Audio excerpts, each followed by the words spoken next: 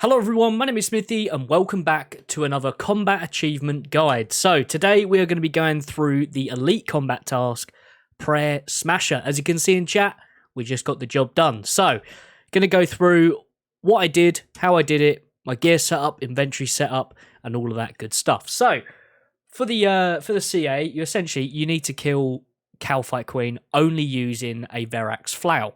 Now, you're going to be needing the full Verac set here to get the special effect of the flail, and I've also got my best in slot cape with a fire cape, best in slot amulet with a rancor. You could use a fury or I can't remember the name of the Zenite amulet. Tormented, is it? I don't know. I can't remember. You know, the Zenite version of that.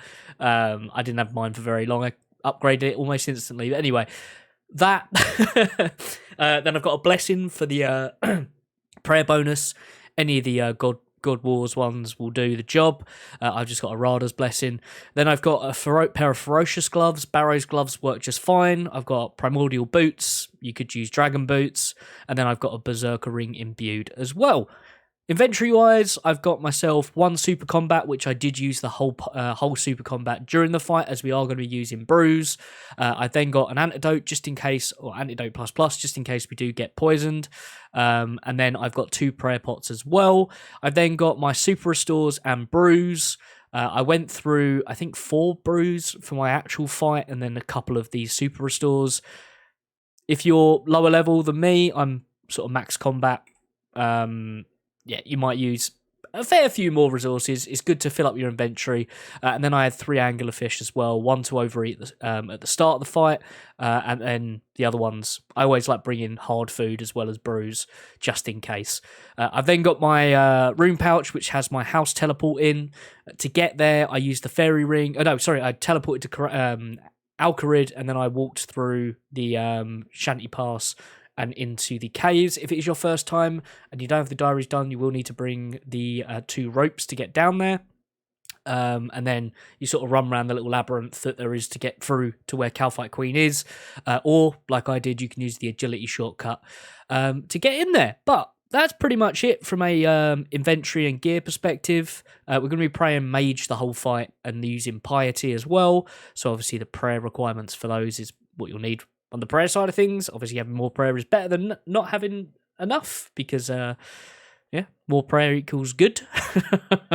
But yeah, that's enough of me yapping.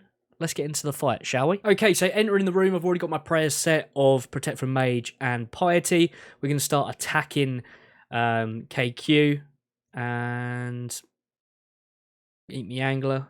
And here we go. The first phase is pretty, run of the mill, because it's she's protecting against range and mage, so melee should hit. You'd hope. But on the second phase, she's protecting from melee, but that's the whole effects of the flower that you can hit through prayers. As you can see, we are taking quite a lot of damage still, even though we are praying mage, because KQ does use range attacks. It also uses melee attacks as well. Keep in mind, though, when you are using your brews, you want to keep your super restore topped up as well, because when you sip your brews, you're brewing yourself down your stats, and then when you use your restore to get back to base level, you're then going to need to beef yourself back up again with the super combat. But we're just about to finish the first phase, and then she will switch into the second phase, which prayers are staying the same, business as usual. We're just going to let her do her thing and transform over into the orange mode. And it's a good time to eat up as well. So get yourself back to full stats. Get your super combat topped up as well. I was trying to keep 2 super combat sips for the second phase, because where we are trying to hit through prayer, I thought that's probably a good time to prioritize keeping your stats up. So that's why I kind of held fire, stepping them up again, or sipping them up again. But as you can see, the Verac Flail is doing the job. It's doing the job. It's getting the job done, which is good, because we want to get this CA ticked off. The fight itself, I think, only took about 2 minutes 40. Again, with my stats, they help.